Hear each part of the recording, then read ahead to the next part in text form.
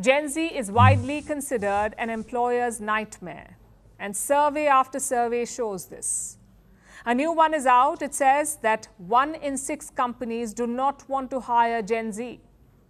They say Gen Z is entitled, easily offended, unable to handle feedback, lacking in motivation, professionalism, strong work ethic, and communication skills. That's quite the list. It makes you think, what doesn't Gen Z lack? Apparently, the ability to make things worse. Over the past few years, the young haven't helped their case by making up these work trends: quiet quitting, lazy jobs, mouse jiggling, or conscious unbossing. The young are not seen as great employees. I just saw this post on Instagram that said 1 in 6 companies do not want to employ Gen Zs. I hate to say this, but this is simply lazy leadership. Let me explain. The Gen Z cohort is going to make up around 25% of the working population. Guess what's going to happen soon after? Gen Alpha is going to show up, and Gen Alpha is going to be like a turbocharged version of Gen Z. So the post says Gen Z are lazy, unmotivated, easily offended, etc. They are quiet quitting, mouse jiggling, conscientiously unbossing, which means they do not want to be promoted to middle management. And I suppose the main point I would like to make here is that this is not new. In my time as well, there were people who just worked 9 to 5 and did the bare minimum. We used to call them clock watchers.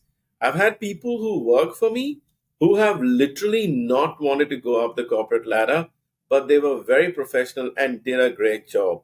So there's absolutely nothing wrong with that as well. And the main thing is nothing in this is new. But it is bizarre when someone who's a baby boomer says, I don't want to employ this whole generation and generalizes it in that sense. You have to say it is lazy leadership because you're imposing your values onto someone else. The older generation has been more materialistic, they have been more ego driven, they are ambitious, they want to buy new things. So, why did I say lazy leadership? Because leadership is fundamentally about empathy.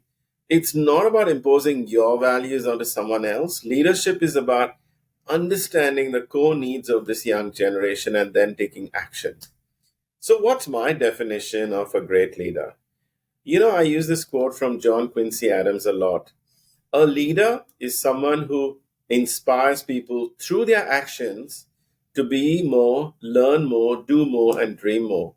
Now, it's obviously a very high standard, but that's what leaders should aim for. How do you do this? The answer is really understanding their core needs. And what do I mean by their core needs? The young generation is not interested in materialistic aspects, they're interested in experiences. They have a strong need for contribution. They really want to make a big difference. They want a clear line of sight in terms of what they do and how it impacts the organization's goals. There has to be a link to individual purpose. So if it's just about making money, then they're just not interested. Personal growth is very important to them. They want to be included in things. They don't want to be dismissed. The main thing is that they want to make a difference. So as a leader, rather than imposing your thought process onto them, what I would advise people to do is be empathetic with them. Understand what their core needs are and then meet those core needs.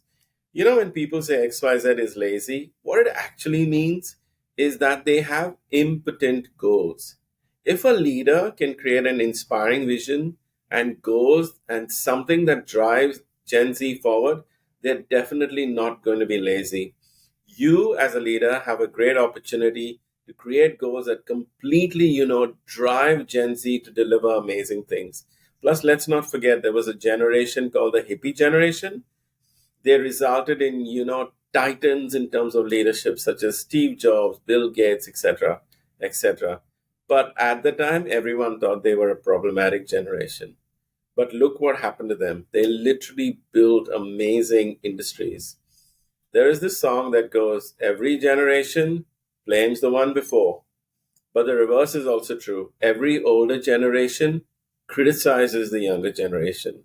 So I would suggest move beyond this limiting mindset and really try to understand what Gen Z needs. Meet those needs like a true leader. Let your actions inspire them And once you take that kind of approach, you can get the absolute maximum from this highly knowledgeable and talented generation.